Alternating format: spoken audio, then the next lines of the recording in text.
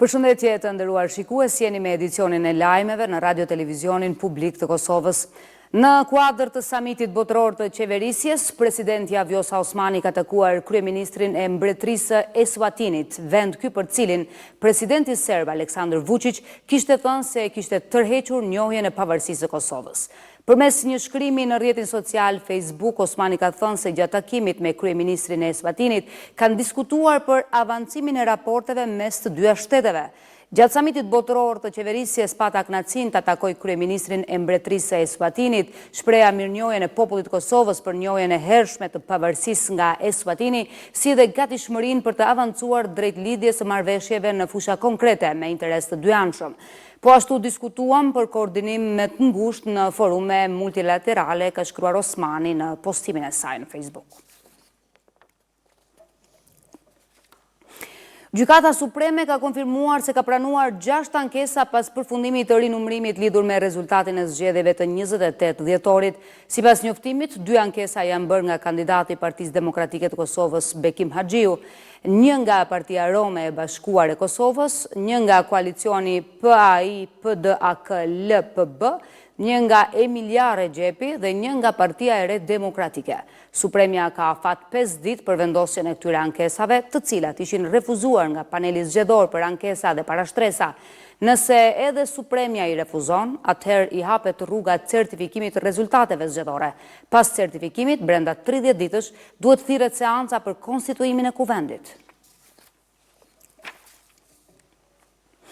Mbrojtja e Thaçit dhe Fadil Fazliut ka njoftuar se nuk do të bëjë deklarat hyrëse në procesin e gjykimit kundër administrimit të drejtësisë, duke rezervuar të drejtën për ta dhënë këtë pas përfundimit të çështjes nga ana e prokurorisë.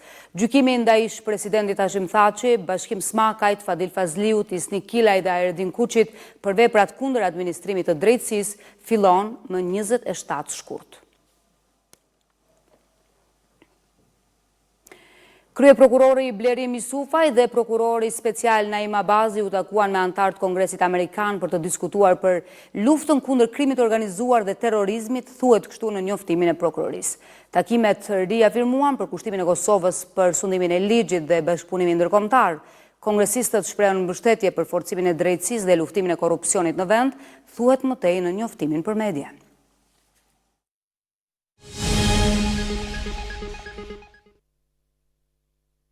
Ndrojmë temë. Krerë të shtetit, institucioneve, ambasador, investitor të huaj e përfaqësues të bizneseve janë mbledhur në Prishtinë në organizimin e ditës së biznesit francez të Këshillit të Investitorëve Evropian.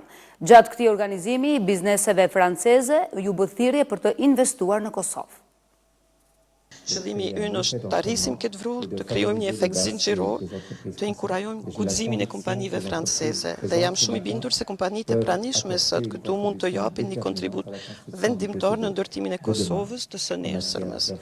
Për sa i përket infrastrukturës, energjinë, transportin. Në të gjitha këto fronte, Franca dhe kompanitë franceze shkëlqejnë. Ne jam shumë i kënaqur të konstatoj se 2 vjet pas hapjes së zyrës së saj në Prishtinë, Agjencia Franceze e Zhvillimit tashmë veç ka projekte shumë të përparuara në gjitha këto domene. Kosova është e gatshme për partneritete të mëdha infrastrukturore. Së dyti, Kosova është e hapur për investime serioze. Dhe së treti, Kosova po zgjeron mundësi tregtare me Evropën, me rajonin dhe më gjerë. Me qenë se ofron siguri publike, parashikueshmëri dhe disiplinë të fortë fiskale.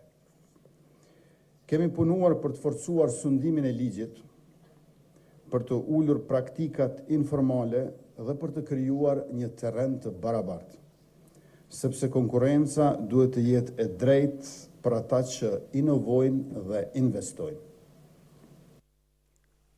Kryetari i Aleancës për Ardhmërinë e Kosovës Ramush Haradinaj do të marrë pjesë në ceremoninë vjetore të lutjeve të mëngjesit. Përmes një shkrimi në profilin e tij në Facebook, Haradinaj ka thënë se është shumë domethënëse që Kosova të përfaqësohet në këtë ngjarje të rëndësishme, duke riafirmuar miqësinë e bekuar dhe partneritetin e qëndrueshëm të vendit tonë me Shtetet e Bashkuara të Amerikës. Kjo ngjarje që bashkon mijëra pjesëmarrës nga gjithë bota e ku do të mbajë fjalim dhe presidenti amerikan Donald Trump, përfaqëson një moment të fuqishëm, uniteti, besimi dhe vlerat të përbashkëta.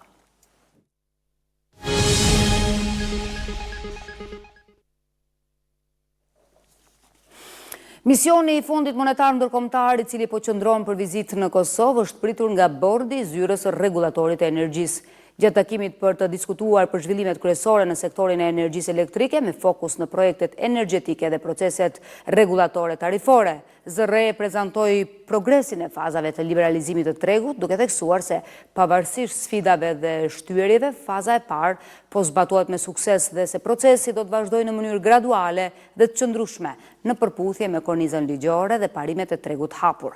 Në kuadër të shqyrtimeve tarifore u trajtua ndikimi i kostove operative, vjetërsisë së rrjetit, humbjeve teknike dhe rënjeve të bloqeve gjeneruese në tarifat e energjisë elektrike. Rinia Demokratike e Kosovës përmes një aksioni simbolik ka kundërshtuar rritjen e paralajmëruar prej 21% të çmimit të energjisë elektrike. Aktivistët vendosën një faturë të madhe para Ministrisë së Ekonomisë, duke alarmuar se kostot bazike po te i kalojnë të ardhurat e qytetarëve. Sipas tyre, rritja e rrymës nuk është reformë, por goditje direkte që i shtyn qytetarët drejt varfërisë.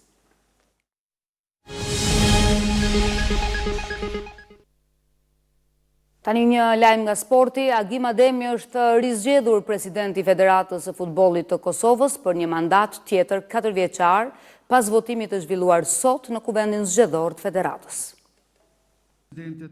Agim Ademi është rizgjedhur presidenti i Federatës së Futbollit të Kosovës për një mandat tjetër 4 vjeçar pas votimit të zhvilluar sot në kuvendin zgjedhor të Federatës. Ademi ishte kandidati vetëm dhe nga 52 delegatë të pranishëm, ai mori të gjitha votat. Kuvendi për të dytën herë u zhvillua me dyert të mbyllura për mediat, duke sjell transmetimin e drejt për drejt në faqen zyrtare të FFK-s. Vota juaj sot është vlerësimi punës të bërë bashkarisht dhe vota juaj sot është përkraje për të ardhmen dhe për punën e mëtejshme bashkë me ekipin tim. Në këtë kuvend morën pjesë edhe nënkryetari UEFA-s dhe presidenti i FSHF-s Armand Duka, përfaqësuesit e UEFA-s dhe FIFA-s Ralph Tanner dhe Marco Ferri, të cilët e monitoruan kuvendin, si dhe përfaqësuesit e MKRS-s dhe të Kokut. UD kryeshefit të Agjencisë për Sport në Ministrinë e Kulturës, Rinisë dhe Sportit Fidan Shatri shprehu shqetësimin e ministrisë rreth ngjarjeve të fundit që lidhen me FFK-n. Më lejoni që në emër të Ministrisë Kulturës, Rinisë dhe Sportit të shpreh shqetësimin për ngjarjet e fundit që lidhen me Federatën e Futbollit. Megjithatë, konsideroj që kjo situatë nuk duhet parë si fund, por një mundësi për hapjen e një debati të sinqertë, të hapur dhe gjithëpërfshirës, i cili mbi të gjitha i shërben avancimit të futbollit në vendin tonë. Po ashtu, dua të konfirmoj edhe një herë para jush që Ministria e Kulturës, Rinisë dhe Sportit respekton plotësisht autonominë e Federatës së Futbollit dhe nuk ndërhyn në punët e saj të brendshme. Ky është një parim thelbësor për ne dhe është në përputhje të plotë me standardet ndërkombëtare të fushës. Roli i ministrisë është rregullativ, mbështetës dhe garantues i ligjshmërisë, ashtu siç e ka çdo institucion publik në një shtet demokratik. Qëllimi ynë është që të sigurohemi që aktiviteti i federatave sportive të zhvillohet në përputhje me ligjin, të jetë transparent dhe të mbrojë interesin publik, pa cenuar pavarësinë e tyre. Përfaqësuesi i ministrisë theksoi se në rast të kualifikimit të Kosovës në kampionatin botror, Ministria e Kulturës, Rinisë dhe Sportit do të ndajë 1 milion euro për ekipin ton përfaqësues. Ndërkohë është bërë ditur se Tashe Tutje, kombëtare e Kosovës, do të ketë partnere kompaninë e njohur gjermane të veshjeve Adidas, duke shkëputur marrëveshjen e drejtanishme me Rean. Ky kuvend zgjedhor shërbeu gjithashtu edhe për zgjedhjen e anëtarëve të Komitetit Ekzekutiv të FFK-s për mandatin e ri 4 vjeçar. Po ashtu miratua projekt buxheti i Federatës së Futbollit të Kosovës për vitin 2026, i cili do të jetë 24 milion e 985.000 euro, me mundësi shtimi edhe për 11 milion euro tjera në rast se Kosova kualifikohet në botror.